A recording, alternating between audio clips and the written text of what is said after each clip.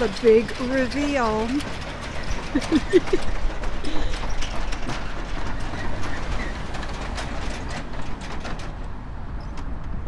Hey, Josh. Hey, thank you. Here we are. Oh, wow. Yeah. We are inside the walls of the Lost Church. Yeah. Hi, I'm Josh Windmiller, and I helped to found this place with a few other few other arts lovers. Is that good? That's perfect. Okay, cool. Yeah. Hey. Hey. So should we walk? Yeah, Okay. show us around a little bit. All right. So it's called the Lost Church, and it started out in San Francisco, just like a lot of really cool places do, just like in a living room in a house in the Mission, and it could have just been that. It could have just been a cool place that music happens, and it happens for a while until the people who live there get burned out, and then it goes away. But the Brett and Elizabeth Klein, the folks that started the theater, decided that they wanted to grow it and make it into a sustainable nonprofit, and find other cities where they could start similar, intimate, small, magical places for performance. And so eventually some North Bay artists were playing down at their place, and they told them about what I have done up here, which has been Railroad Square Music Festival and Rivertown Revival and Hootenanny and that sort of stuff. And so we met, and it took a few years, but eventually we found a garage. It's a garage. It's a garage. But it just kind of shows you can make anything. You can make a place into a place for performance. Mm-hmm. What I like to say is that it kind of has a post-apocalyptic cabaret feel, like after some end of the world thing. But then I also like to say that the arts kind of have had an apocalypse in a way with, even before COVID, with streaming music and YouTube and Netflix and such.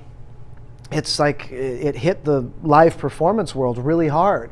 The internet has done a number on getting together in reality and seeing shows. So we kind of see ourselves as a little post-apocalyptic in a way. We see ourselves as trying to take spaces and find out what makes this different from the internet. What makes a live performance different from watching an amazing, recorded performance? And it's the magic and the intimacy. And so here, let's walk and take a look. So we have seats, really focus everything on the performance. We've got a beautiful stage, and we kind of keep it intimate and nice. And I never thought I'd be the venue guy, really. I always kind of got stressed out thinking about possibly doing a venue, so it had to kind of be special in order to be something that I would, I'm into it, and I really believe in this. I really believe in the mission of this group and everything. And so basically there are two theaters. There's one in San Francisco and there's one in Santa Rosa, and we share the back end, the admin stuff. It's one nonprofit, the insurance, the booking procedure and all that sort of stuff, so that the weight gets lifted from every individual person's shoulders, and we're able to make something that's sustainable. And that's the bottom line, because I've lived in the North Bay for a long time, and I've seen a lot of places come and go. And that's the thing, is it, like I said, feels like these magic places for performance have a shelf life. If someone's going to get burned out, or it's going to run out of money or something like that. And so having this like strong nonprofit kind of structure is like what it is it's laying the tracks for sustainable art is what we're doing. And then the community comes in and books all the music and puts it all together, or comes in and says they want to do a performance. And now we had like 4 shows last week. It was crazy.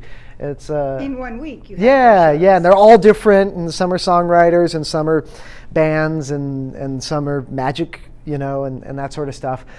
Now, magic being a magic show? Magic show, yeah. We have a mentalist here, Brad Barton, reality thief, and you got to go see him every third Thursday. He's here, and he will do pretty amazing stuff. And that's kind of the thing is like, you know, if you create places like this, the idea is that the art is out there. People are doing this. People are doing cool things in their living rooms and at underground shows and just at cafes and whatever. And so what we're just trying to do is create a nice stage where the arts can be central and the stuff that humans already do, which is art, can come here, you know, and we like to think of it as like a coral reef, you know, where it gets inhabited. We create these beautiful places and then it gets inhabited by what's going on in the community, you know, and then it's up to us to do the best we can to try and represent and reflect the community through outreach to different groups in the community and that sort of stuff.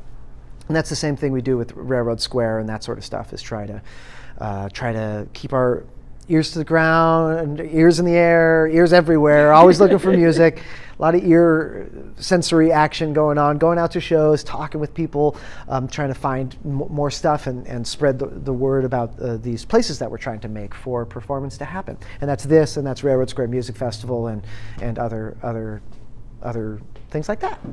Now, will the Railroad Square Music Festival be happening again? I think so, yeah. Yeah, you can pencil it in for the second Sunday in June. That's what we've always done. So it'll be June 12th.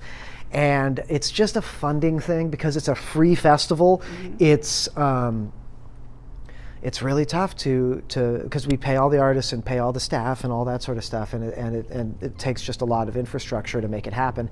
So we will have a crowdfunding campaign out when I hope folks out there would consider donating to the Railroad Square Music Festival. It's a big free music festival in downtown Santa Rosa. This will be our 6th year if we do it in June. But we're going through it. We're you know, the team is currently working on making it happen. We're reserving stuff. We're putting stuff on hold. We're asking bands and that sort of stuff. And I feel pretty good to pull the trigger. But so you're looking for bands? Well, I'm always looking for bands. Okay. Yeah, just contact me, Josh Windmiller at thelostchurch.org. That's a good way to do it. Or joshwindmiller@gmail.com, or you know, find me on Facebook or Instagram or whatever. And I'm always looking for more bands. So whether it's here, whether it's anywhere, yeah. I just want to know what's going on and try and see how we can help. Help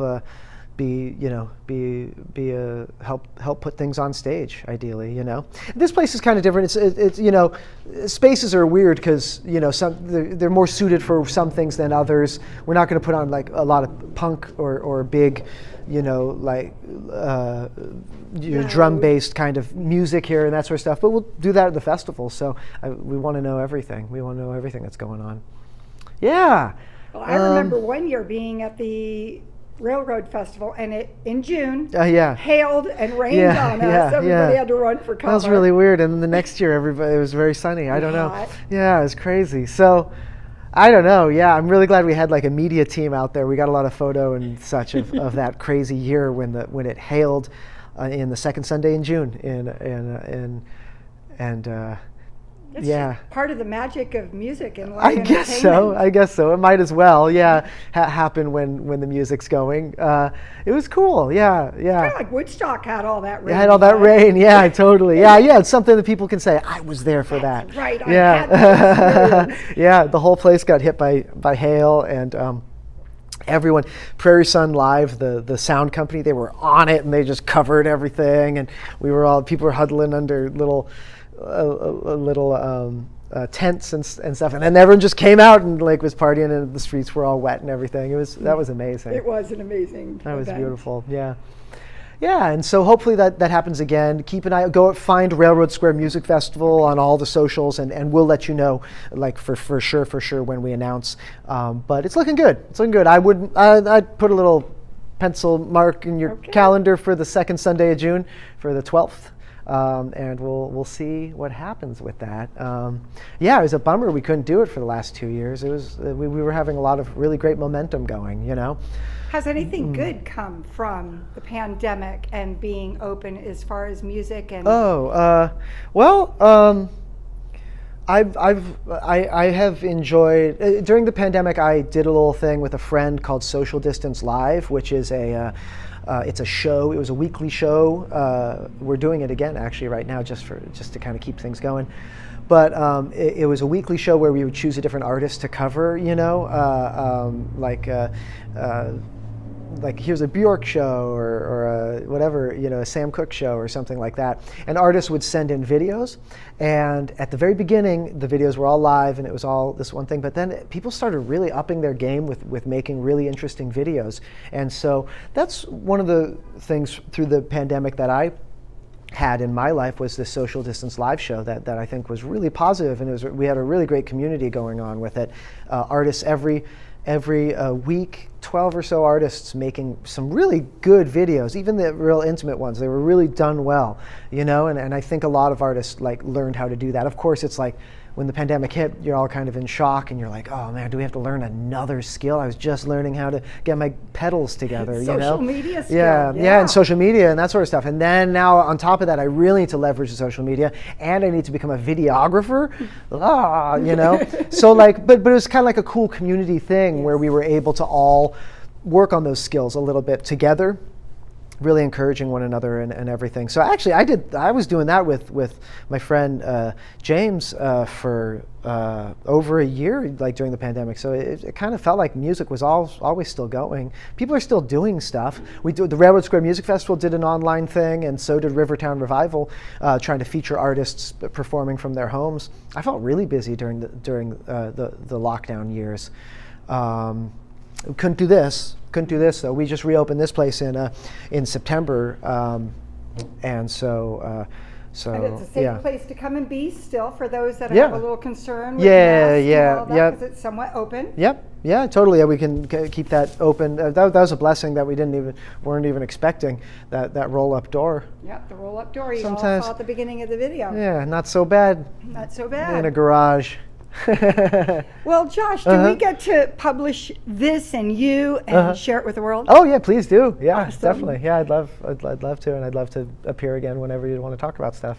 Thank you. Yeah, Well, I will look for you. You know how they say you always feel like somebody's watching you? Well, we're going to be listening for you. Okay, cool. Yeah, keep an eye out. Yeah.